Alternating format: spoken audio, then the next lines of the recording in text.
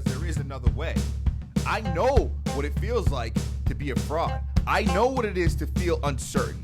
I know what it is to be afraid. And I also know none of those feelings are my true reality. There is another way. Set It Off Sunday.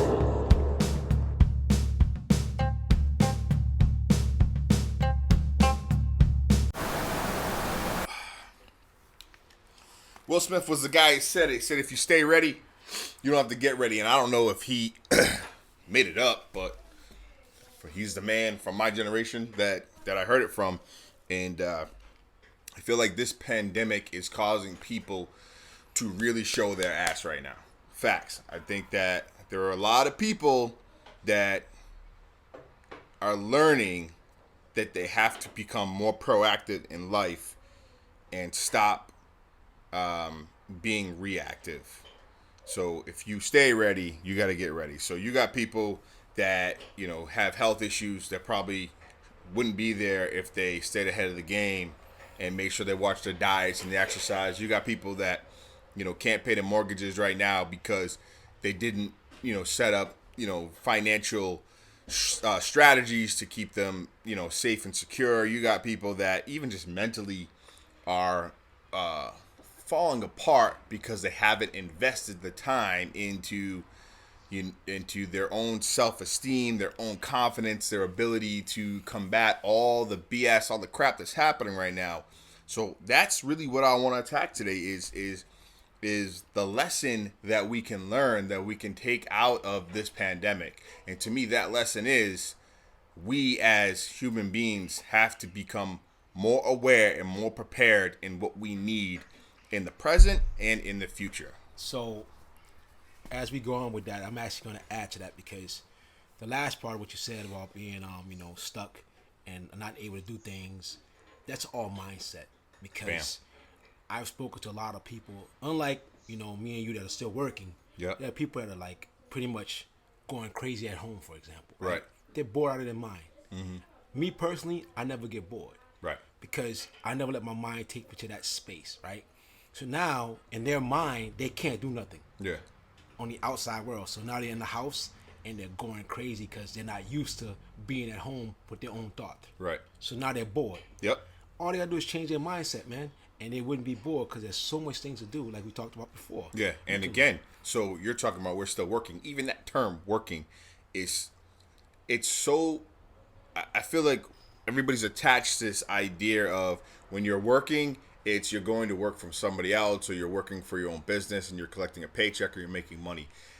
That's a form of work, but there's work that you can do in your home. Right. To benefit your life. There's internal work, just like you said, getting the mind right. Mm-hmm. Why are people not reading the right books? Right. Why are they not meditating? Why are they not exercising daily? Why are they not, changing their diets? Why are they not? If you're home, how can you be bored when you now have an opportunity to learn a new skill, a new craft, a new trade, and do what you really want to do? Right. How can you be bored? And like people that I've spoken to in the past that said they're actually gaining weight being home because they're not doing anything.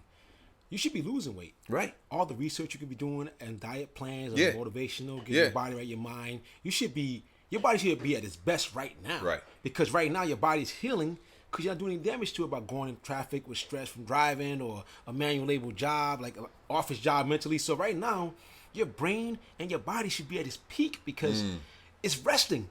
Like in this quarantine, all these football players and athletes right now, these guys are like, that are injured. Yeah. They're happy. Yeah. Because their body's recovering. Taking time to work. Yeah. To heal. So, I mean, for us, the same thing, man. Yeah. If I'm home, my body's at its peak.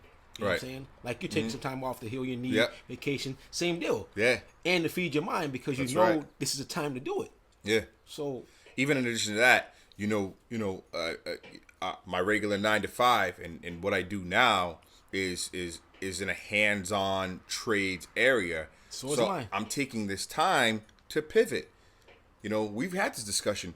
We see that first and foremost, this pandemic is going to come to an end. I see there's glimmers of light. It's going to come to an end. So it coming to an end means that our world is going to be forever changed. And if it's forever changed, there's going to be whole new opportunities for people to get involved in. So if you're home right now If you're in a position to where you can't do anything outside, why are we not thinking ahead of, okay, this is going to be in demand, this is going to be in demand, this is going to be the needs of the future. Let me get a skill set and learn how I can pivot and I can adapt, so that way when all this ends, I'm ahead of the curve, I'm ahead of the game, and now I can make money, provide for my family, and start to prepare for what's to come after that. And that holds true for people that are uncertain about jobs going back to them. Yeah. Because a lot of people might not have a job when this is I think over. everybody needs to be uncertain about going back to your job. Right, I'm gonna be honest. But as I far don't as, care you know, what field you're in right now. The world's going to change, so nobody's safe. So that's a good point being made. I got an email a couple of days ago from the owner of the company. Yeah. One of our in-house people, she was laid off. Yeah. And you know, she had been there for 10 years, right? Mm-hmm. A staple in the company. I mean, Yeah. she was a go-to when you call in, you call for her. Right. I spoke to her for all my issues, right? Yeah. It was her, then human resources, right? Mm-hmm. So we got an email from the owner of the company saying that she's taking another job. Mm-hmm. So even like you said with her, she didn't think she was coming back. She got laid Right. off. Her Yeah. job was cemented. She would have Yeah. came back, but she Yeah. decided, like you said, I gotta make a move. Make a move. Yeah. She's been laid off for about a month now. She found something different, and now she's not coming back. And I want to be clear. You know When what I I mean? say that nobody's safe, that's not a bad thing. Like, we have to stop looking at it as this fearful thing. Change is good. It may be painful. You know, there's going to be some uncomfortable parts of it, Lot of but uncertainty. so is childbirth. Yes. You know what I mean? Childbirth, and you know what I mean? I hear it's painful. I've never given birth to a child, but, you know, I've seen my wife go through it. It looks painful. It doesn't look comfortable. But what comes out of the end of that is something so beautiful and so precious that literally changes your life. So right now, we're in the birthing stage. We're in the what's the word when they're holding the baby? What am I looking for? Oh man, you got me. When you're having the baby, we're in the pregnancy. Yeah. You know, we're in the pregnancy part right now. Right.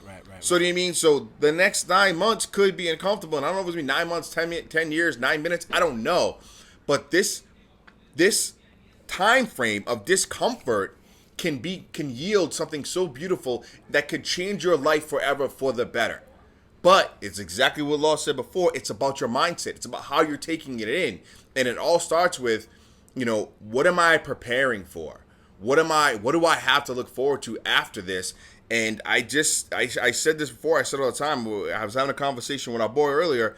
Is if you look back 2 years in the past of your life, what are the things that you wish you would have done 2 years ago in order to have a good life now? What are those things? So you know that you have regrets about moves that you didn't make 2 years ago. Don't let another 2 years pass and you having the same regrets. Like, make moves now. Start learning now. Put a plan into action now. Learn now. So what about 2 months ago? Exactly. Right? Or put it this way, right? We all know a lot of people Last right now. week. A lot of people right now are dependent upon like those stimulus checks, right? Yeah. So a lot of people are doing one or two things: they're saving it or they're spending it. Right. Are you a saver or a spender? Granted, it's $1,200, but let's just say your job doesn't come back and you bought a few things with that money that you may wanted or needed. Now, flash forward, you're like, damn, I should have saved that money. Right. So prepare yourself now, like he's saying, so you're in a position to when you actually do need that or need anything, you have it. You know what I mean? Prepare yourself now, so later you'll already be prepared. Exactly. That's the point of this whole thing. Get prepared now or stay prepared. Exactly. Because And I was look- one of those guys, and I'm sorry I gotta get No, into go this. ahead. I was Do one of it. those guys that, you know, paycheck to paycheck, or I always thought I was gonna have something, and uncertainty comes when you least expect it. And now you have to scramble or hustle or humble yourself to ask somebody for something that you might not talk to in the past. But if you stay ready, you don't have to get ready. There it is. And that is serious business for right now and going forward. That's for anybody. life-changing. Anybody, because if you're not ready, you're never gonna be ready. But if you stay ready, you don't have to get ready. And look, That's all. there are people out there that need that stimulus money. You may need to put that money to work. I get that. You know, you may be in a position where you feel trapped or you don't have options, you don't know what you can or could not do. Look, we have both been there. You know what I mean? We're still fighting. We're still in the struggle. We're still in the fight. Of course. But our number one goal is to take as many people with us, to help as many people as we can grow and develop and be prepared. These are not principles that we just spit on a video and then walk away and do the opposite. We are living this every single day, and we want as many people to jump in this fight with us. So if you feel like you're trapped, if you feel like you don't have options, I'm gonna tell you right now, you can reach out to either one of us and we will help you build. We will help you build. We will help you grow. We're going through the process right now. You know what I mean? We're not the men that are standing at the hole letting you know that you're screwed. We're the men that are going to jump in the hole with you and help you get out and help you build. I've been there. I've been in that hole, and people bail me out.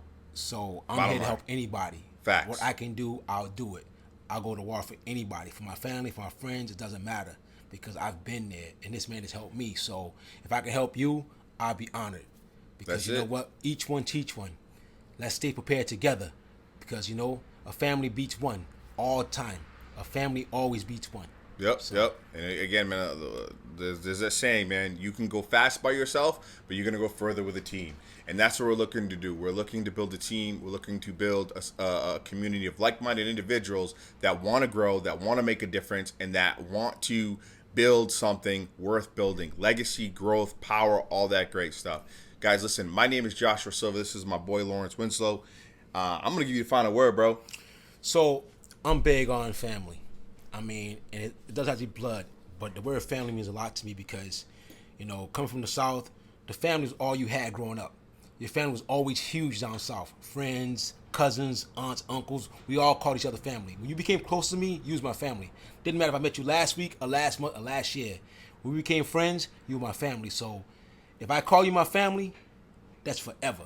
And I'll do whatever I can to help you. Boom. That's my final word. Bottom line, two people that are here for you, nothing but love and peace and respect. So we'll see you next week. Peace. Peace. Boom.